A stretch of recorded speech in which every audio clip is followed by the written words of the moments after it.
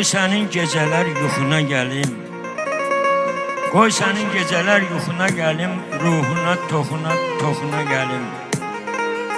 Bilmirəm mən necə yaxına gəlim, sən uzaq deyilsən, uzaq kimisən.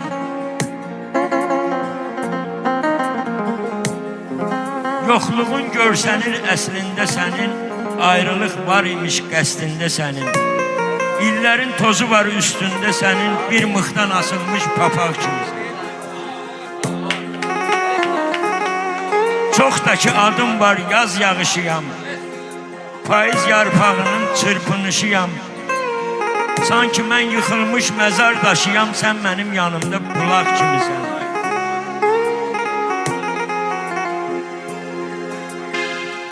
Bilmirəm doğmayam, bilmirəm yadam.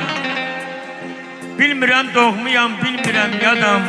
Xəyallar qururam, amma çox şadam. Mən gecə meşədə azmış bir adam, sən odu olmayan çıraq kimisən.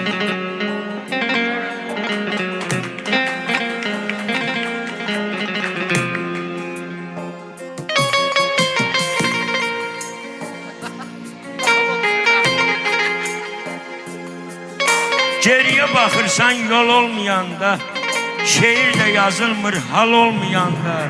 Nə sevgi, məhəbbət, pul olmayanda özün öz evində qonaq kimisən.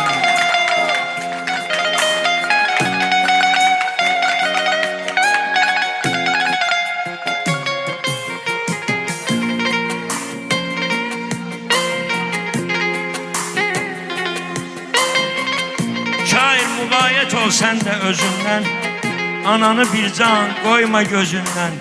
Saçın ağarsa da çıxma sözündən, sən onun gözündə uşaq kimisən. Vay vay vay. Sən onun gözündə. Saçın ağarsa da çıxma sözündən, sən onun gözündə uşaq. Sağ ol. Sağ ol.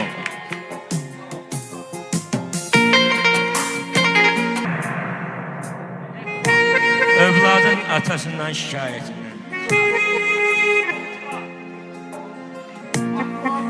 Səni xəyallarda yaşatmışam mən. Özünü yadıma sala bilmirəm.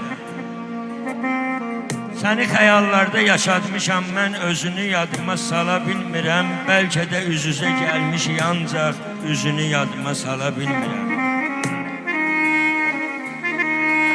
Bəlkə də əl verib görüşmüşük də, bəlkə də əl verib görüşmüşük də, hansısa məclisdə, toyda, düyündə. Yaxşı ki mən səni tanımamışam, ona sevinirəm günü bu gündə. Kim bilir hardasan, kimlənsən indi? Kim bilir hardasan, kimlənsən indi? Gör nəyi atmışsan, nəyi seçmişsən. Bəlkə də mən səni fikirləşəndə sən mənim yanımdan ötüb keçmişsən. Dərin bir hüznə qapılıb bu ev, dərin bir hüznə qapılıb bu ev, hərə bir tərəfdə boğulub qalıb. Gör neçə müddətdir yoxa çıxmışsan, atalıq borcların yığılıb qalıb, atalıq borcların. Sağ ol, sağ ol. Orada işıq pulu da gəlib verdin, nə var bizim. Atam yadıma düşdü.